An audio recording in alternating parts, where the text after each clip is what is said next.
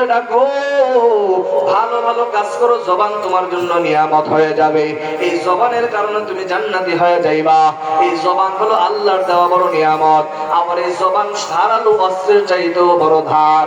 মদিনাওয়ালা নবী এই জন্য হাদিসের মধ্যে বলেন, قال رسول الله صلى الله عليه وسلم من يضمن لي ما بين لحييه وما بين رجليه أضمن له جنة।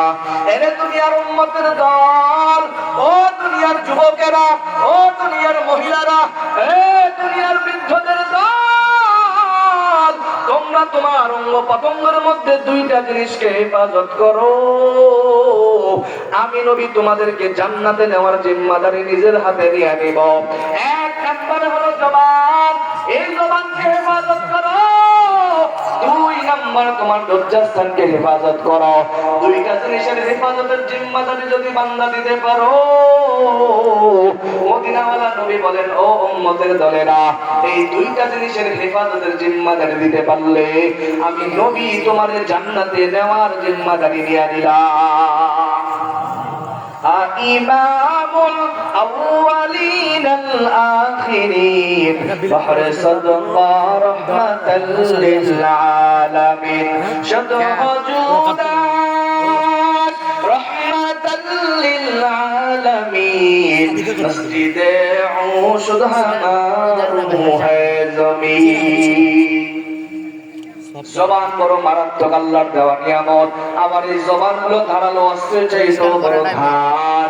এই জবানের কারণে স্বামী বড় মহব্বত করে বিবিকে, আমার বিবি বড় মহব্বত করে বিবিকে। আমার এই জবানের কারণে কত বিবি স্বামীর কথা শুনে গলায় দড়ি দেয়, আছে না নাই?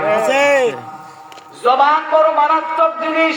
এই জবানের কারণে তোমার নাম জান্নাতীদের খাতায় লেখা হয়ে যায়, তুমি জানো না। আমার এই জবানের কারণে তোমার নাম জাহান্নামীদের খাতায় লেখা হয়ে যায়, বান্দা তুমি নিজেও জানো না। এই জবানের কারণে তুমি ঈমানদার হও, আমার এই জবানের কারণে তুমি বেঈমান হয়ে যাও। জবান বড় মারাত্মক জিনিস। জবান দিয়ে কোনো খারাপ কথা বলা যাবে না, মিথ্যা কথা বলা যাবে না, ফাহিশা কথা বলা যাবে না, কারো গীবত শিকায়ত করা যাবে না, তাহলে জবানের উপরে জুলুম করা হয়ে যাবে। আর যেই বান্দা জবানের উপরে জুলুম করবে, আল্লাহর দরবারে জালেম হয়ে দাঁড়ায় যাবে। এই জবানকে ব্যস্ত রাখো চারটা আমল দিয়া। কয়টা আমল? জোরে বলেন। আমল করব তো ইনশাআল্লাহ। আরো জোরে বলেন ইনশাআল্লাহ। আওয়াজ হয় না, মানে হুজুর আপনি বলার বলে যান, আমরা শোনার শুনে যাই, আমলের দি দরকার নাই। আসলে তাই না? জোরে বলেন।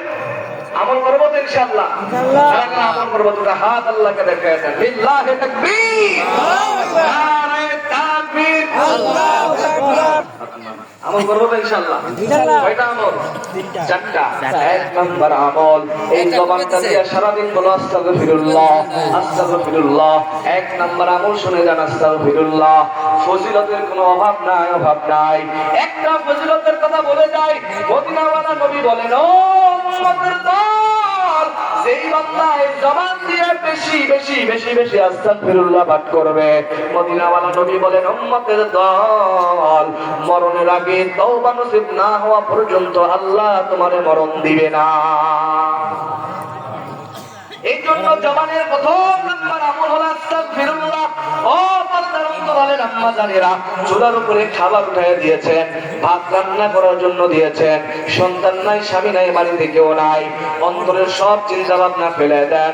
ভাত যতক্ষণ চলবে, চুলার মধ্যে যতক্ষণ জাল দিবেন, জবান দিয়ে পড়তে থাকেন আস্তাগফিরুল্লাহ, আস্তাগফিরুল্লাহ, আস্তাগফিরুল্লাহ।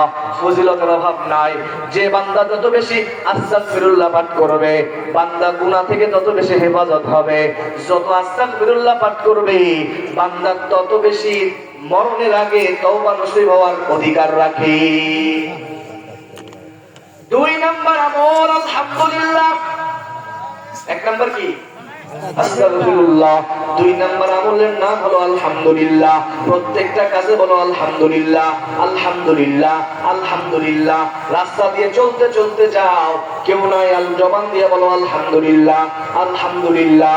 আরে কৃষক ভাই, তোমার ফসলের মধ্যে জমির মধ্যে একই জায়গার মধ্যে দুইজন 2 বিঘা ধান লাগাইছো, কারো জমির মধ্যে 20 মণ ধান পাইছে, আরেকজন বান্দা 15 মণ পাইছে।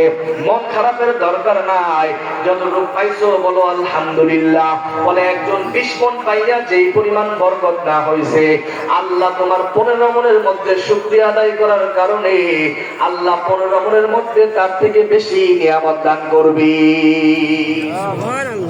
আল্লাহ পারে কি পারে না? সব চাওয়া কি মিটায়? জোরে বলেন, তুমি মিটাও সকল চাওয়া দুদিন আগে পরে, তোমার কাছে সকল পাওয়া সবই তোমার তরে।